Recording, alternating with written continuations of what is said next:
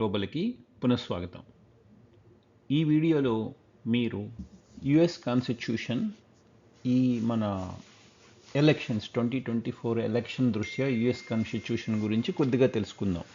ఎందుకంటే మనకి ఇప్పుడు ప్రెసిడెన్షియల్ ఎలక్షన్స్ జరుగుతాయి, అంటే ప్రెసిడెంట్ పొజిషన్కి. తర్వాత మన లోక్సభ లాంటి ఎలక్షన్స్, రాజ్యసభ లాంటి ఎలక్షన్స్ జరుగుతూ ఉంటాయి. వీటి గురించి కొద్దిగా నాలెడ్జ్ ఉంటే సో దట్ మనకి టీవీల్లో కానీ మిగిలిన చోట మాట్లాడే భాష అర్థమవుతుంది వాళ్ళు మాట్లాడేది. Okay, so this is about the election are US constitution, దాని బ్రాంచెస్, దాని విభాగాలు. ఇప్పుడు యుఎస్ కాన్స్టిట్యూషన్ ప్రకారం మనకి అమెరికాలో 3 ముఖ్యమైన విభాగాలు ఉన్నాయి. ఒకటి శాసన అధికార విభాగము. శాసనాధికార విభాగం అంటే శాసనాలు చేసేది, విచ్ ఈస్ అది దానిలో 2 రకాల సభలు ఉంటాయి. ఒకటి హౌస్ ఆఫ్ రిప్రజెంటేటివ్స్ అంటారు, ఇంకొకటి సెనేట్ అంటారు. ఆ రెండింటినీ కలిసి కాంగ్రెస్ అంటారు. ఈ కాంగ్రెస్ యుఎస్ క్యాపిటల్ బిల్డింగ్ మీరు చూసే ఉంటారు, ఇట్లాంటి బిల్డింగ్లో కూర్చుని ఉంటుంది. తర్వాత ఎగ్జిక్యూటివ్ బ్రాంచ్ అంటే కార్యనిర్వహణాధికారి బ్రాంచ్, అంటే డివిజన్, శాఖ. అది ప్రెసిడెంట్ కింద పనిచేస్తూ ఉంటుంది. ప్రెసిడెంట్ వైట్ హౌస్లో ఉంటాడు, ప్రెసిడెంట్, వైస్ ప్రెసిడెంట్, క్యాబినెట్స్. మన ఇండియాలో ఎట్లా ఉంటుందంటే ఈ ఈ ఎలక్ట్ అయిన మెంబర్సు వాళ్ళే కార్యనిర్వహణాధికారత్వం చేపడతారు. ఇక్కడ అమెరికాలో ఈ కార్యనిర్వహణ అంటే అమెరికాని రన్ చేసే పదవి ప్రెసిడెంట్కి ఉంటుంది. ఈ కాంగ్రెస్ అంటే మన ఎమ్మెల్యేలు, ఎంపీలు ఓన్లీ శాసనాన్ని తయారు చేయడానికి మాత్రమే ఉంటే ఎలా ఉంటుందో ఆలోచించుకోండి. అంటే ఎమ్మెల్యే వెళ్ళి కలెక్టర్ తోటి మాట్లాడలేడు. అట్లాంటి సిచ్యువేషన్ అమెరికాలో ఉంటుంది. ఓన్లీ ఈ ఎగ్జిక్యూటివ్ బ్రాంచ్ ఈ అమెరికాని రన్ చేస్తూ ఉంటుంది. తర్వాత జ్యుడిషియల్ బ్రాంచ్. జ్యుడిషియల్ బ్రాంచ్ మనం ఇంకొక వీడియోలో చెప్పుకుందాము. ఇది లిటిల్ బిట్ కొంచెం క్రిటికల్గా ఉంటుంది. ఎందుకంటే ఇండియా సిస్టమ్ కానీ యూకే గవర్నమెంట్స్, యూకే పాలించిన దేశాల్లో ఉన్న జ్యుడిషియల్ సిస్టమ్ కంటే ఇది కొద్దిగా డిఫరెంట్. ఓకే, అది మనము తర్వాత చెప్పుకుందాము. మనం ముందుగా దీనిలో ఈ వీడియోలో ఓన్లీ లెజిస్లేటివ్ బ్రాంచ్ అంటే శాసన విభాగం గురించి మాత్రమే మాట్లాడుకుంటున్నాము. ఈ శాసన విభాగం యొక్క లీడర్షిప్ ఆర్గనైజేషన్ ఎట్లా ఉంటుందంటే సెనేట్ని అప్పర్ హౌస్ అంటారు, అంటే మన రాజ్యసభ లాంటిది అనుకోవచ్చు. ప్రెసిడెంట్ ఆఫ్ ది సెనేట్కి హెడ్ ఎవరంటే vice president of America is the head of senate. Okay, అంటే మన రాజ్యసభ మెంబర్ ఎవరంటే ఉపరాష్ట్రపతి. సేమ్ మోరార్ లైక్ ఇదే. సీనియర్ మెంబరు స్పీకర్ కింద ఉంటారు. తర్వాత సెనేట్కి majority leader, minority leader, majority whip, minority whip అని ఉంటారు. ఈ సెనేట్లో మనకి 100 మంది మెంబర్స్ ఉంటారు. ఇప్పుడు అమెరికాలో 50 స్టేట్స్ ఉన్నాయి. ప్రతి స్టేట్ నుంచి 2 స్టేట్ మొత్తంలో ఉన్న ప్రజలందరూ ఎన్నుకుంటారు ప్రత్యక్ష ఎన్నికల విధానం ద్వారా. అంటే ఇక్కడ మన రాజ్యసభతోటి డిఫరెన్స్ వస్తుంది. మన రాజ్యసభని ప్రజలు ప్రత్యక్షంగా ఎన్నుకోరు. ఓకే, ఇక్కడ స్టేట్లో ఉన్న జనాభా అంతా ప్రత్యక్షంగా ఎన్నుకుంటారు, 2 ఎన్నుకుంటారు. ఓకే, సో దీన్ని టర్మ్ గురించి నెక్స్ట్ స్లైడ్లో మాట్లాడుకుందాము. తర్వాత హౌస్ ఆఫ్ రిప్రజెంటేటివ్స్, ఇది లోవర్ హౌస్ లాంటిది. దీని స్పీకర్ అని ఉంటారు. ఈ speaker is elected by the house. మన ఎగ్జాక్ట్లీ లైక్ మన అసెంబ్లీలో కానీ పార్లమెంట్లో కానీ జరిగినట్టుగానే స్పీకర్ని ఎన్నుకుంటారు.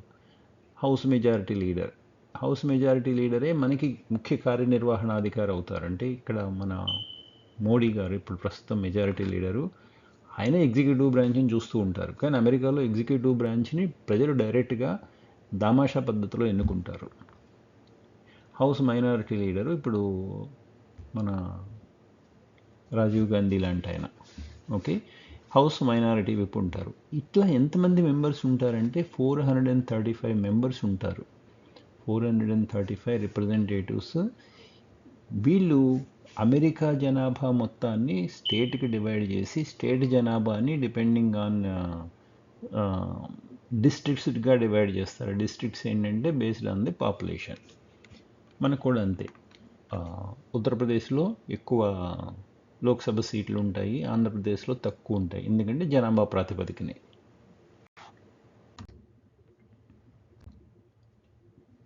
కంగ్రెషనల్ ఆర్గనైజర్ అంటే ఎట్లా ఉంటుంది size based on the state population, అంటే స్టేట్ పాపులేషన్ ప్రకారము, అంటే స్టేట్ పాపులేషన్ ఇక్కడ కూడా ఎవరి 10 ఏళ్ళకు ఒకసారి కౌంట్ చేస్తూ ఉంటారు. 435 సీట్లు ఉంటాయి. మనం ఇంకొక వీడియోలో చెప్పుకున్నట్టు 435 సీట్లు ఒక స్టేట్ నుంచి ఒక్కొక్కసారి జనాభా ఇంకొక స్టేట్కి మైగ్రేట్ అవుతూ ఉంటే ఒక స్టేట్లో తగ్గుతూ ఉంటాయి, ఒక స్టేట్లో పెరుగుతూ ఉంటాయి. ఈ 435 మంది every election year along with the president and then దీన్ని జనరల్ ఎలక్షన్ అంటారు. అప్పుడు 2 ఏళ్ల తర్వాత మనం మిడ్ టర్మ్ ఎలక్షన్స్ అంటాం ఇక్కడ. అంటే ఎవ్రీ 2 సంవత్సరాలకు ఒకసారి వీళ్ళు ఎన్నుకోబడతారు. వాళ్ళ డిస్ట్రిక్ట్, ఆ స్టేట్లో వాళ్ళ డిస్ట్రిక్ట్ ప్రజలు ఎన్నుకుంటారు వీళ్ళని. వీళ్ళు మనం ఇందాక చెప్పుకున్నట్టుగా 2 ఏళ్ళు సర్వ్ చేస్తారు. వీళ్ళు no term limits. There are people with 80 years 90 years 90 ఏళ్ళ వాళ్ళు కూడా హౌస్ ఆఫ్ రిప్రజెంటేటివ్స్ ఉన్నారు. ఎన్ని టర్మ్స్ అన్నా ఎలక్షన్కి వెళ్ళొచ్చు. ఇదే ట్రంప్ ఒక ప్రపోజల్ తీసుకొచ్చాడు, వీళ్ళకి టర్మ్ లిమిట్స్ ఉండాలి అని. అంటే టూ లిథార్జిక్ అయిపోతారు వీళ్ళు, అది ఉద్యోగంలాగా చేస్తారు. అందుకని వీళ్ళ యూనిక్ పవర్స్ ఏంటంటే ఆల్ అప్రోప్రియేషన్, అంటే మనీ బిల్స్ అన్నీ they start when house of representatives. వీళ్ళకి ఇంపీచ్మెంట్ పవర్ ఉంటుంది. ప్రెసిడెంట్ ఇంపీచ్ స్టార్ట్ చేయాలన్నా, జడ్జెస్ని ఇంపీచ్ చేయాలన్నా ఇక్కడి నుంచి మొదలవుతుంది. మీరు హౌస్ మెంబర్గా ఎలక్ట్ అవ్వాలంటే సిటిజన్ అయి ఉండాలి. అంటే ప్రెసిడెంట్గా ఎలక్ట్ అవ్వాలంటే ఇక్కడ పుట్టి ఉండాలి. కానీ హౌస్ రిప్రజెంటేటివ్గా ఉండాలంటే ఇక్కడ పుట్టక్కర్లేదు, బట్ ఇక్కడ సిటిజన్గా ఉండాలి. మినిమం ఒక 7 ఏళ్ళు సిటిజన్గా ఉండాలి. ఏ స్టేట్ నుంచి మీరు ఎన్నిక కాబడదాం అనుకున్నారో ఆ స్టేట్లో 6 నెలలు 7 ఏళ్ళు మినిమం ఉండాలి అండ్ 25 ఏళ్ళు పైబడి ఉండాలి. సెనేట్కి వైస్ ప్రెసిడెంట్ హెడ్ కింద ఉంటారు. ఓకే, ఈచ్ సెనేట్ హ్యాజ్ ప్రతి రాష్ట్రం నుంచి 2 సెనేటర్లు రాష్ట్రంలో ఉన్న ప్రజలందరూ ఎన్నుకుంటారు. ఓకే, ఇప్పుడు రాష్ట్రంలో 8 మిలియన్లు ఉంటే 8 మిలియన్లు సెనేటర్ 1 ఎన్నుకుంటారు, సెనేటర్ 2 ఎన్నుకుంటారు. ఎప్పుడు ఎన్నుకుంటారు అనేది తర్వాత చూద్దాం. ఇప్పుడు సెనేట్లో మనము 100 సీట్లు ఉన్నాయనుకున్నాం. మనకి అమెరికాలో main election, mid term election 2 సార్లు వస్తాయి. మెయిన్ ఎలక్షన్ అంటే ప్రెసిడెంట్తో పాటు జరిగే ఎలక్షన్, దట్ ఈస్ 2024. అంతకుముందు 2020లో జరిగింది. మనకి 2022లో ఒక ఎలక్షన్ జరిగింది, దాన్ని మిడ్ టర్మ్ అంటాం. ఓకే, అంటే ఎవ్రీ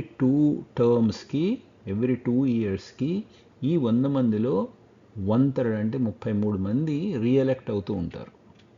ఓకే, 6 ఏళ్ళు పదవీ కాలం, కానీ 33 మందికి ఎవ్రీ 2 ఇయర్స్ వాళ్ళు రిఫ్రెష్ అవుతూ ఉంటారు. 6 ఏళ్లలో మొత్తం అందరూ రిఫ్రెష్ అవుతారు, అంటే రీఎన్నిక అవుతారు. రిఫ్రెష్ అంటే వాళ్ళు తీసేసి కొత్త వాళ్ళు వస్తారని కాదు. వీళ్ళకి పవర్స్ ఏంటంటే ప్రెసిడెన్షియల్ అపాయింట్మెంట్స్ని రాటిఫై చేస్తారు. అండ్ ప్రెసిడెన్షియల్ ట్రీటీస్ని అప్రూవ్ చేయాలంటే 2/3 మెజారిటీ కావాల్సి వస్తుంది.